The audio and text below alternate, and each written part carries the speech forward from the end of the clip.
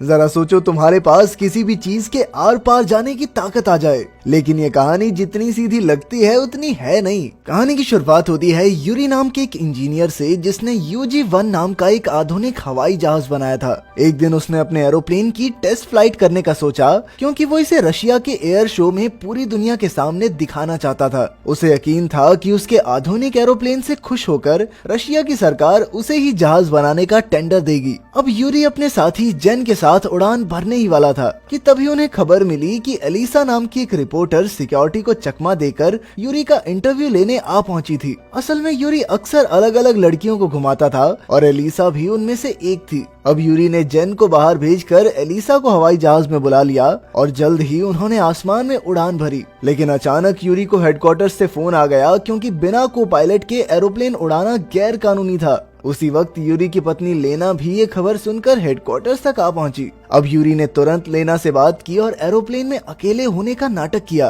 ताकि लेना को एलिसा और उसके अफेयर के बारे में पता न चले। फोन काटने के बाद उसने एलिसा को एक पैराशूट से बांधा और चूम कर एरोप्लेन से बाहर फेंक दिया। जैसे तैसे एलिसा जमीन पर लैंड हो गई और उधर यूरी भी हवाई जहाज में अकेला वापस लौट आया। इसके बाद हम वान्या नाम के एक लड़के को देखते हैं, जो अपनी माँ की लगातार रोक टोक से तंग आ चुका था। खैर वो स्कूल पहुंचा और तब हमें पता चला कि वो अपनी क्लास की लड़की पोलिन को बेहद पसंद करता था, लेकिन वान्या हमेशा डरा डरा सा रहता था, इसीलिए उसकी क्लास के बच्चे उसे हमेशा परेशान करते रहते। वहीं दूसरी ओर यूरी और जेन अपनी टेस्ट फ्लाइट सफल होने पर जश्न मना रहे थे, लेकिन तभी यूरी का एक पुराना बिजनेस राइवल पॉल वहां आ पहुंचा और उसे बुरा भला कहने लगा। जल्द ही उन्होंने शतरंज का मुकाबला करने का फैसला किया, लेकिन उसमें गोटियों की जगह वोडका के शॉट्स थे। जब भी कोई बारी हारता तो उसे एक शॉट पीना पड़ता था। बदकिस्मती से यूरी लगातार हारने लगा और जल्द ही वो शराब के नशे में धुत हो गया। जैसे ही वो बार से निकला तो बाहर लेना उसका इंतजार कर रही थी। यूरी नशे की हालत में गाड़ी नहीं चला सकता था, इसीलिए लेना ने उससे चाबी ले ली और उसे गाड़ी में बैठने को कहा, लेकिन यूरी ने उसकी बात नहीं सुनी और जेन की चाबी लेकर उसकी गाड़ी में निकल पड़ा।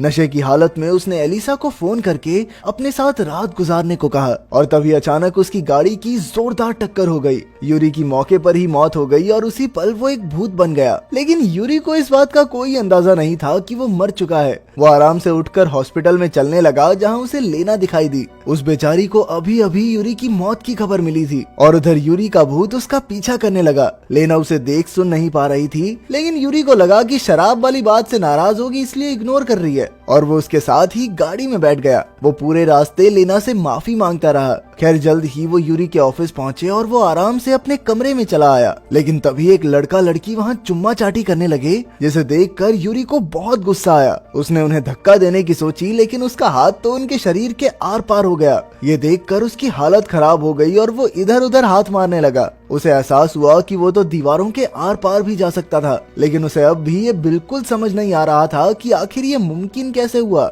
लेकिन तभी उसकी नजर अपनी तस्वीर पर गई, जिसके नीचे सभी फूल चढ़ा रहे थे। तब जाकर उसे एहसास हुआ कि वो असल में मर चुका है। ये देखकर उसे बहुत गुस्सा आया, क्योंकि उसका एयर शो में जाने वाला सपना बस एक हफ्ते में पूरा होने वाला था। खैर बाद में वो अपने ही अंतिम संस्कार पर पहुंचा और उसने देखा कि पॉल भी वहां आया था। पॉल ने लेना से यूरी का टेंडर वापस लेने की बात कही, जिस पर लेना ने कहा कि वो इसके बारे में सोचेगी। इधर यूरी को अब भी अपनी इस हालत पर यकीन नहीं हो रहा था, इसीलिए वो यूं ही सड़क पर गाड़ियों के आर पार होने लगा। वहीं दूसरी ओर वान्या के दोस्तों ने वान्या की साइकिल के ब्रेक्स तोड़ दिए और इसी साइकिल के साथ उसे सड़क पर जाने को कहा। जल्द ही वान्या का संतुलन बिगड़ गया और वो सामने से आ रही यूरी से टकरा गया। हैरानी की बात तो ये थी कि वान्या यूरी को देख और छू सकता था। वान्या ने उससे माफी मांगी, जिसे देखकर यूरी हैरान हो गया। उसने वान्या को बताया कि असल में वो एक भूत है और ये सुनकर वान्या बुरी तरह डर गया। वो वहां से भागकर एक बस में चढ़ गया, लेकिन जल्द ही यूरी भी बस में आ गया और वान्या को खींचकर पीछे ले आया और फिर गलती से खुद बस से नीचे गिर गया। तब वान्या इतनी जोर से चिल्लाया कि पूरी बस के लोग उसे ही देखने लगे। इसके बाद वान्या जल्दी से अपने घर जाकर अपने कमरे में छिप गया, लेकिन यूरी तो यहाँ तक भी आ पहुंचा था। उसने वान्या को शांत करने की कोशिश की, लेकिन वान्या अब भी इस अनजान भूत से बुरी तरह डरा हुआ था। आखिरकार उसने हिम्मत जुटाकर यूरी से चले जाने को कहा, लेकिन तभी उसकी माँ ने उसे अकेले ही बात करते देख लिया। वान्या ने उन्हें समझाने की बहुत कोशिश की कि माँ मेरे कमरे में भूत है, लेकिन उसकी माँ ने सोचा कि वान्या की दिमागी की हालत बिगड़ चुकी है, इसीलिए वो उसे एक दिमाग के डॉक्टर के पास ले गई। डॉक्टर ने वान्या की जांच की और कहने लगा कि इसको तो बहुत गहरा सदमा लगा है, ये बच्चा ठीक नहीं है। खैर यूरी ने वान्या का पीछा नहीं छोड़ा, क्योंकि वो जानता था कि सिर्फ वान्या ही उसके UG-1 प्रोजेक्ट को पूरा कर सकता है। वान्या का भरोसा जीतने के लिए उसने क्लास में उसकी मदद की और आखिरकार वान्या उसकी मदद करने को राजी हो गया। इसके बाद वो दोनों एयर शो की मीटिंग में पहुंचे, लेकिन वहां जाते ही यूरी के पैरों तले जमीन खिसक गई। असल में यूरी के राइवल पॉल ने उस एयर शो में अपने हवाई जहाज का नाम दे दिया था और यूरी के एरोप्लेन को इस प्रोग्राम से बाहर ही कर दिया गया था। और तो और पॉल ने अलीजा को भी खरीद लिया था, जिसने झूठी गवाही दे दी कि यूरी एरोप्लेन उड़ाते वक्त शराब पीता था।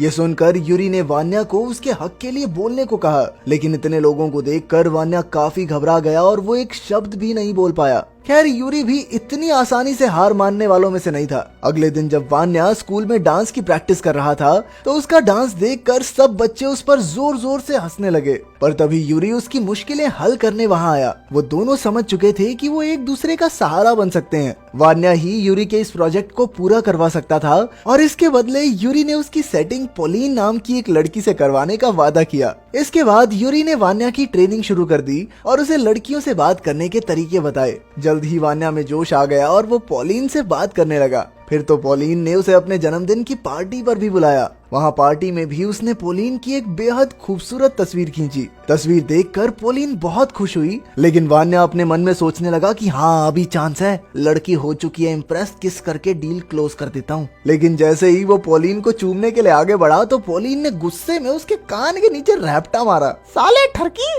आखिरकार वान्या का दिल एक बार फिर से टूट गया था। खैर शाम को यूरी वान्या को चुपके से एयरपोर्ट पर ले आया, जहां उसका UG-1 एरोप्लेन रखा गया था। वो दोनों चुपचाप हवाई जहाज के अंदर घुस गए, लेकिन तभी बाहर से उन्हें किसी ट्रक की आवाज सुनाई दी। असल में पॉल के आदमी यूरी का एरोप्लेन चुराने आए थे, ताकि वो यूरी के इस प्रोजेक्ट का नामो निशान मिटा सकें। इधर वान्या और यूरी अब अंदर फंस चुके थे और जल्द ही ट्रक ड्राइवर एरोप्लेन को खींचकर सड़क पर ले आए। लेकिन यूरी अपनी 10 साल की मेहनत को यूं ही चोरी होते हुए नहीं देख सकता था, इसीलिए उसने वान्या से इंजन चालू करने को कहा। बेचारा वान्या तो साइकिल भी ढंग से नहीं चला पाता था, लेकिन यूरी के भरोसे वो हवाई जहाज चलाने को तैयार हो गया। फिर जैसे जैसे यूरी ने कहा वो करता गया और फिर वो दोनों प्लेन को एक सुरक्षित जगह पर ले आए। इसके बाद यूरी ने वान्या को जेन से बात करके उसे स्कूल में मिलने को कहा। अगले दिन जेन स्कूल के बाथरूम में वान्या से मिलने आया और उसकी बातों से जेन को यकीन हो गया कि जरूर यूरी की आत्मा वान्या के अंदर आ गई है। अब यूरी जेन को कोई खास जानकारी देने ही वाला था, लेकिन फिर उसे दाल में कुछ काला लगा।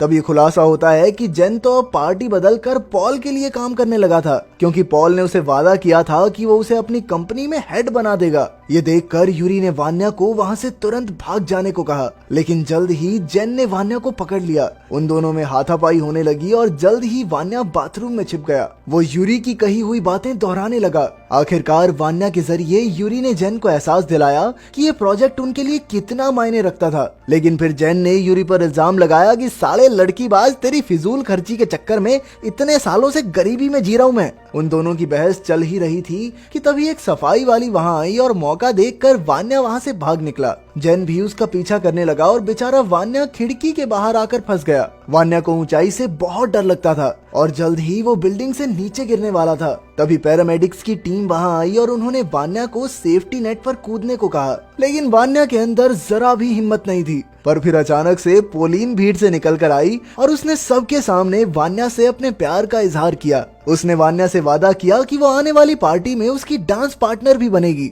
उसकी बातें सुनकर वान्या में जोश आ गया कि भाई जिंदा रहना है, अब तो जिंदगी बढ़िया है आगे। और वो हिम्मत करके नेट पर कूद गया। लेकिन वो कहाँ जानता था कि पोलिन ने ये सब सिर्फ उसकी जान बचाने के लिए किया था। खैर नीचे आने के बाद वान्या में अलग ही हिम्मत आ गई। इसके बाद यूरी और वान्या फिर से UG-1 को सफल बनाने की तैयारी में जुट गए। यूरी ने कई दिन तक वान्या को हवाई जहाज उड़ाने की ट्रेनिंग दी, लेकिन जल्द ही वान्या की माँ को भनक लग गई कि वान्या स्कूल छोड़कर बाहर घूमने जाता है। इसी वजह से उसकी माँ ने उसे सजा के तौर पर घर में कैद कर दिया। लेकिन आज उसका डांस प्रोग्राम था और फिर बाद में उसे एयर शो में यूरी का प्लेन भी उड़ाना था, इसीलिए वो कपड़ों की रस्सी बनाकर अपने कमरे की खिड़की से भाग निकला। इसके बाद वो तुरंत स्कूल पहुंचा, लेकिन वहां जाते ही उसका दिल चकनाचूर हो गया। पोलिन ने तो किसी और लड़के को अपना डांस पार्टनर बना लिया था और तब वान्या को पता चला कि उस दिन पोलिन ने जो कुछ भी कहा वो सब वान्या पर दया खा के कहा था। उसकी सारी उम्मीदों पर पानी फिर गया था। इसीलिए उसने अपना चक्कर छोड़कर